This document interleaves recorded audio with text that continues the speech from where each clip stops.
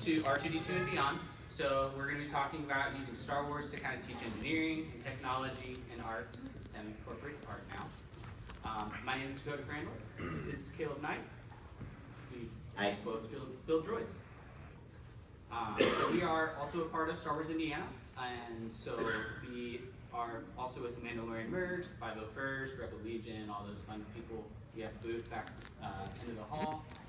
In the hall, like you go in through I, just get straight back. We're right back there if you want to see these guys up close and personal. We also have other droids back there that couldn't make it to this because they don't walk. So we're going to talk about some droids today. So, you know, the world of droids, presuming everybody here has maybe seen a Star Wars once or twice. So droids come in many shapes and sizes, whether they're meant to be foreground characters like R2D2 and them, or if they're like a background character, like a little mouse droid. These kind of characters kind of reach out and grab some of our hearts and make us laugh, make us cry, make us feel great. So Anthony Daniels, who plays C-3PO, he wouldn't tell you Star Wars is about Luke Skywalker or Darth Vader. He'd tell you it's a story about two droids making their way through the galaxy. So droids can be made in various different ways. Whether it's 3D printing, which is a very popular method nowadays. Chopper down there is entirely 3D printed, all the way down to the tires even. Exactly. Very sassy about it. Another popular method that's very tried and true is aluminum. So if you look down here at R2D2, he is actually full aluminum and metals. He's a lot heavier, he's a lot more expensive, but he will hold up over time. Wood is a great alternative also to aluminum, as where it's a lot tried and true, so there's a lot of different resources and been around for a lot longer than 3D printing. These kind of wood panels will also get plastic wrapped around them, which is called styrene, which if you think of like a 5-gallon bucket, make it flat, and then put a bunch of panels on it and then stick it on a droid. Really cool to see. We have a purple droid back at our booth. That one is wood and styrene. Another cool method is found parts. So if you look over here at Bong, which is our big Bong droid down here, he is actually made out of? So he's actually made out of a combination of storage containers mixed with 3D printed parts, as well as some electrical wiring for the eyes and for the lights. And honestly, on the very back of the droid, you see that little gray stem? I don't even know what exactly to call that little pipe. That is actually just PVC pipe. That part's not exactly finished yet, but given time, it will. You can actually use a lot of really cool medium material to make any of these type of droids very effectively, very easily, as well as cost effective as well. We'll kind of show you that a little bit more. So in droid building, there are two main styles of droids, whether they're static, like our gonk droids, and our battle droids, and our pit droids. Those ones don't really move around. Sometimes, you know, you make the head bob. There's some cool guys down in Florida that have battle droids that actually sing along to the music and bob their heads. It's really fun to watch. And then we have the articulating and motorized droids. So that's something like Chopper and R2, where you'll see them rolling around the convention center or at children's events. And, you know, they make noises, interact with your kids and us adults, which is so much fun. With droid building, you can go two kind of routes, whether you want to be raw or unfinished. So that's kind of like the battle droid that's back at our booth. We also have the pit droid back there. This IG has no paint on him. He is just plastic, and he looks really cool still. He's a little naked at the moment. Yeah. And then we have our painted and finished droids. So that's a lot of sanding, a lot of filling, making it look really pretty as if it rolled off the movie screen itself. They have a lot more love and attention into them, but we still love our raw and unfinished droids. The battle droid that's at our booth, it is, if you look at afar, you're like, oh, that looks great. And then you get up close, you're like, oh wait, that's actually 3D printed. And like, you can tell where all the lines are. It just, you know, is a prop for a wall. It looks great. We're happy with it. We are actually lucky enough to live in Indiana. Woohoo! It snows here, but we also have great perks like DroidCon. So if you actually scan the QR code, you can kind of see a bunch of the droids that were at DroidCon in 2024. And this is also just a photo of everybody that was there and all of our droids. And a Jawa in the middle, you know, watch out for those. DroidCon is a great reference for a lot of droid builders, whether you're starting off or you've been in the game for 20 years. There is so much engineering, art, different stylings, and so many great resources at these kind of events. It's called con, it's more like a conference than a convention. There's like 2 vendors and they sell parts to make it move. No little great gimmicks and stuff like that. So it's a lot of learning, a lot of engineering knowledge. This past year, they demoed the duckling droids that we were crowdsourcing. So if you watched like anything from Disney, our diva showed that. Oh, it's the baby's fault, isn't it? Always. Don't blame Grogu, he's innocent. You think of Mandalorian would go his way. You would think, this is not the way, sir. But yeah, DroidCon is a great resource. It's happening in June, and if you want more information on that, just reach out to one of us and we can get you in the right direction. It's also on astromech.net, which we'll go over later. So yeah, we can move on to how to kind of scratch build a droid. Hand it over to Caleb. All right, guys. Well, good afternoon. My name is Caleb. I am the Costume Compliance and Education Officer for Takure Clan, Indiana's chapter of the Mandenwork Costume Club, and I am so excited to be talking to you guys today about building gunk droids. Now, whenever I think of droids, I cannot think of a more iconic duo than R2-D2 and C-3PO, human cyborg relations. I always feel like 3PO always has to say that. Hi, Chop. How are you doing? Chop, it's kind of rude for you to be interrupting me like this. We're in the middle of a panel. Like, what are you doing? Whoa, hey, Chop, we talked about this. This is a family show. You cannot be using that language here, buddy. What is going on there? You gotta check your attitude at the door, man. Rude. I can't believe you just said that to me. For the sake of our younger audience, I cannot repeat what he said. But it was very hurtful, so we'll just kind of move on from Chopper there and his rudeness. How dare you? You can't believe this. After all we've been through. Whatever. So it's moments like interacting with Chopper. We want you to have that same experience. Every now and then we get to visit children's hospitals. For example, we get to visit Riley Children's Hospital every now and then. And for a very brief moment, we actually get to help these kids forget that they're sick. We get to help them forget that they are living in a reality where they're just not doing so great. And we want you guys to have those moments with us, and we're here to say, you can join us. You can build your own type of gunk droid, or an R2, or a Chopper. So for gunk droids specifically, we've got some fun stuff to be talking about. So the first thing I want to talk to you guys about is concept. How many of you guys are familiar with concept art? Anyone? Okay, 1, 2, 3. Okay, cool. So we got quite a few. So concept art is basically anything that requires visual representation. So movies, video games, TV shows, even architecture, these all require concept art in order to kind of see what that finished product may look like. If you are familiar with the episode of The Bad Batch, where you see the Batch, they're kind of at this very weird Imperial installation that's kind of hidden inside a mountain, and we finally get to see Republic commandos come back onto the screen after being off the screen for a while. You see this new variant of Stormtrooper, which is called a TK Trooper. That design that you see in The Bad Batch is actually the original concept art designed by an artist known as Ralph McQuire back in the 1970s. That was the original Stormtrooper design. Now, obviously with concept art, sometimes what we envision doesn't necessarily translate into a real world item, and that is totally okay. So for concept art, when it comes to building droids, you kind of have to ask yourself, sorry, I'm having a hard time seeing the screen with the speaker in front of me. Let me just move this here. Okay, hey, that's a little bit better. So the first thing you want to think about is, what color scheme is the droid going to be? Is it going to be gray? Is it going to be blue? Is it going to be black? What type of details do you want to include into this droid?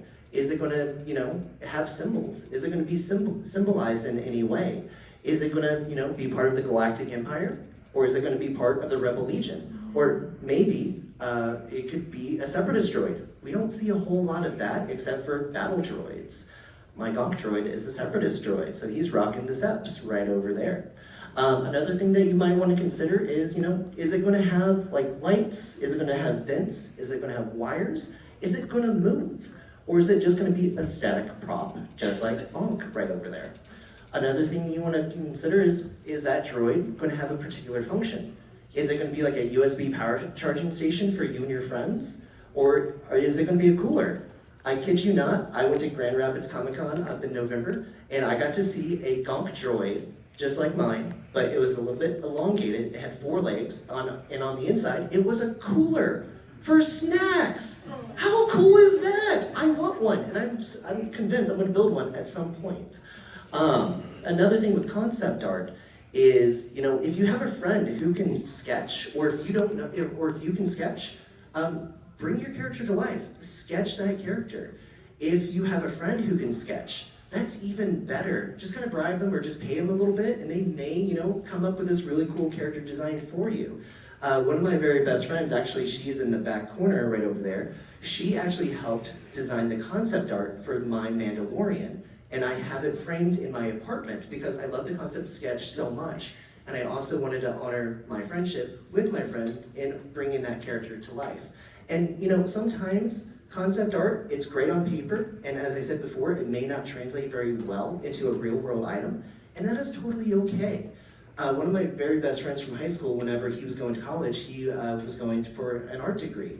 And in that art class, his professor really wanted his students to kind of get this idea in their head about art. And he wanted to tell his students, hey, do not marry your art. Meaning, don't be so committed to one idea that you are so unwilling or afraid to try a different idea if the first idea does not succeed. And that is totally okay. Just take it out on a date for a little bit, kind of, work your magic with this idea. If it doesn't work, no worries. So concept art. Concept art will bring it to life. Moving on to the next screen here. So for the building materials for a gonk droid, these are actually pretty easy to get a hold of. So in that top left-hand corner, you see storage bins. You can get that from Lowe's, Menards, Home Depot, Meijer. Does anyone have your Christmas displays in storage bins like that?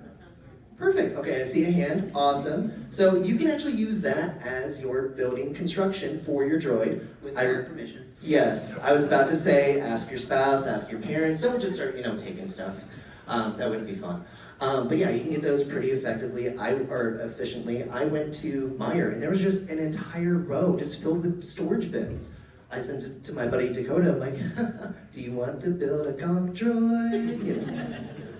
So some of the other materials that you can use are nuts and bolts. PVC pipe is a great example of building material. Wood, 3D print filament.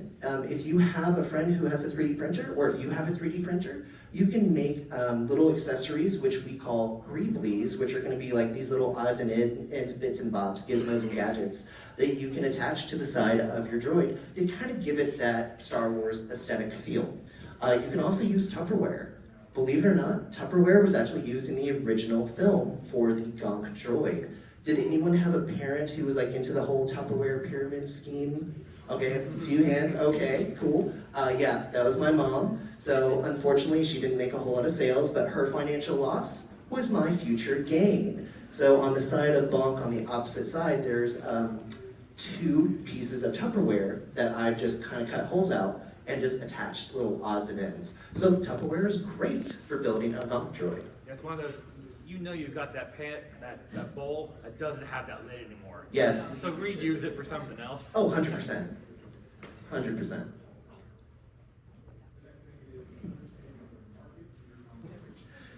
So for some of the tools, you can use power drill, Dremel, super glue. I've got a fun little clip up there of a few pet droids trying to run away with tools. These tools are very common household items, so if you have a Meijer or Menards, Lowe's, Home Depot, whatever, or Ace Hardware, whatever's close enough or close by, those are great places to go get your tools. And then you can see in the little bottom right-hand corner, pro tip, never trust a pit droid to do the job of an organic. They are dumb, after all. The DUM is representing the dumb series pit droid, whereas the R series, it's for R2.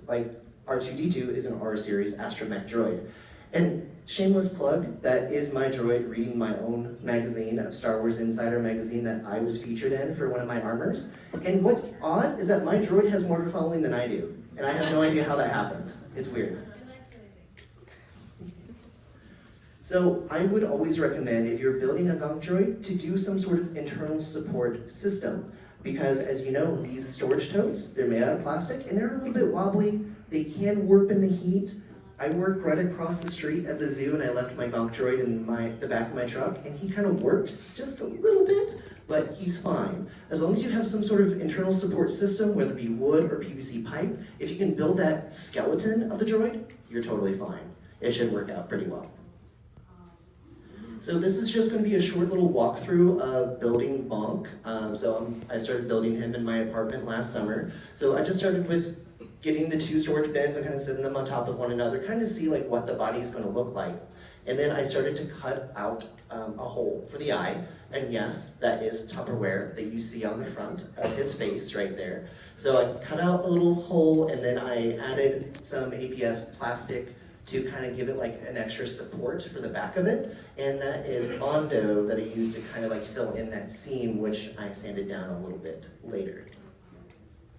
So Bonk, as you can see here, he's got all the gizmos and gadgets. He's like fresh off the assembly line, brand new car, he has all the fancy stuff. He's got the lights, which you can see in the left there. So he's got lights on the front of his face, he's got lights on either side of him.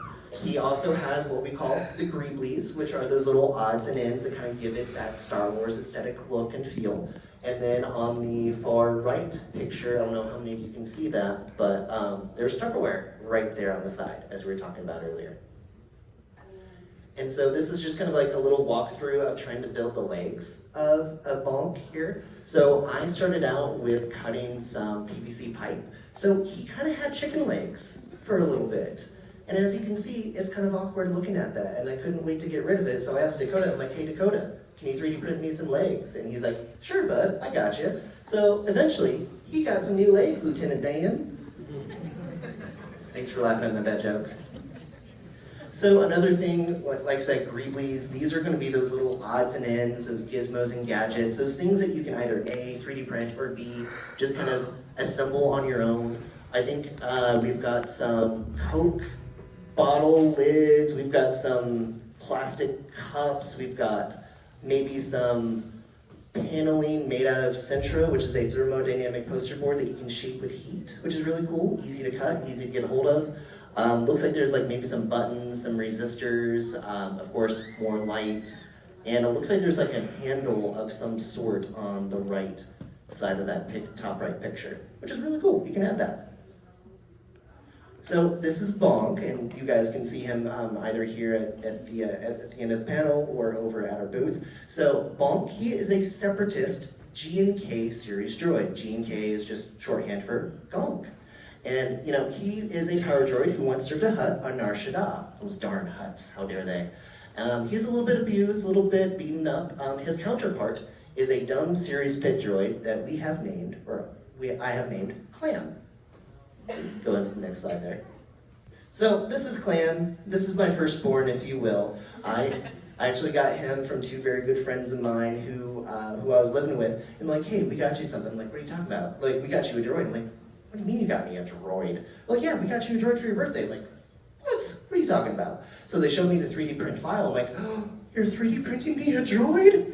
Yes, this is the best day ever. So Clam here, he is a separatist dumb series pit droid. He has a Mandalorian master. He is a pilot and mechanic. He is often known for his very sarcastic demeanor.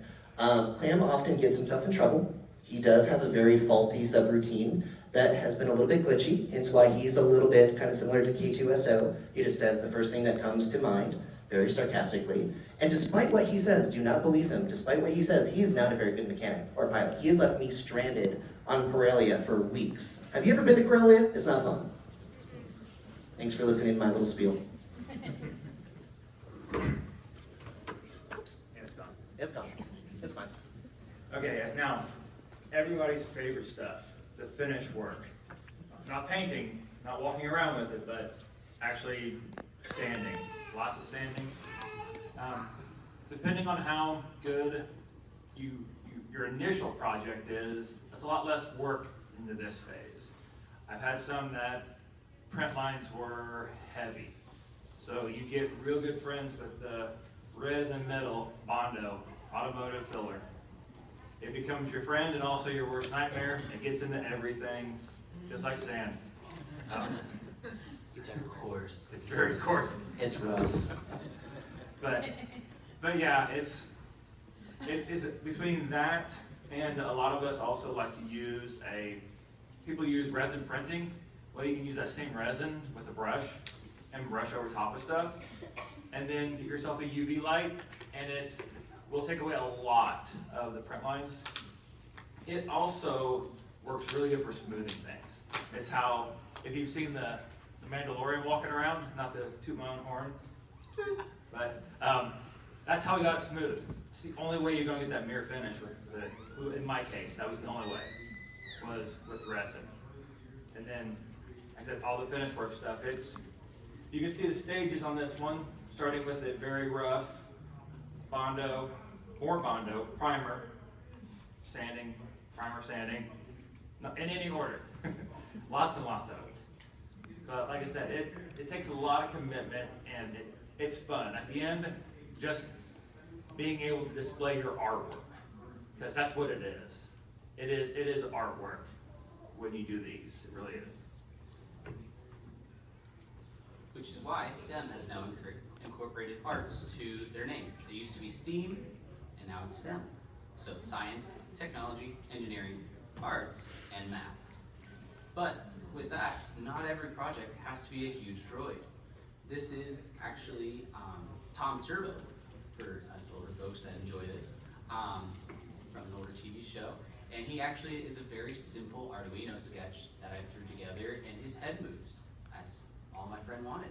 And it's a super simple project, but it's a lot of engineering behind it, because you have to make sure like all of your CAD files are working, make sure all of your code is working, and make sure you don't catch the Arduino on fire. Pro tip, don't do that. Don't do that.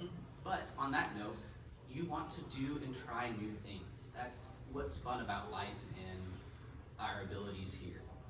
So you can try doing coding. There's a great resource called Tinkercad. You can actually go on there and play around. You're not going to break anything.